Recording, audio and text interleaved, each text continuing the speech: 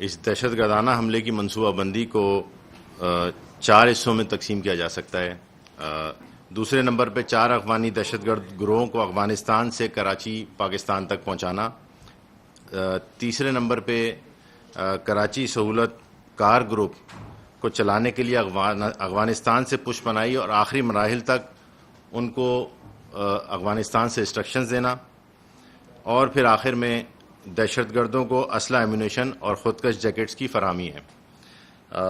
جیسا کہ آپ کو پتہ ہے کہ KTC دہشت گردانہ حملے میں 4 دہشت گرد ملوث تھے، جن میں جانان جو کہ خودکش بمبار تھا اور وہ افغانستان کے صوبے فرا کا رہائشی تھا۔ دوسرا بلال اور فادی، یہ آپ کو پیچھے ہوا اور بعد میں افغانستان کے صوبہ قندھار میں جا کے سیٹل ہو گیا۔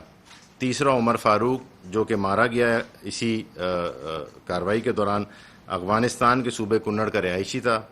اور چوتھا عثمان شیر محمد، جو کہ زخمی حالت میں زندہ گرفتار ہوا دہشت گرد، وہ صوبہ ننگرہار سے اس کا تعلق تھا اور اب اس وقت مقامی اسپتال میں زیر علاج ہے۔ حملے کی تمام منصوبہ بندی افغانستان کی سرزمین پر کی گئی۔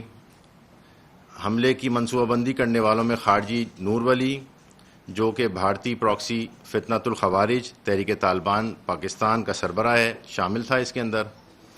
اس کے علاوہ خارجی شیر علی عرف مخلص یار، خارجی سعید شاہ، جو کہ بھارتی پراکسی فتنۃ الخوارج تحریک طالبان پاکستان کے شورا کا ممبر ہے۔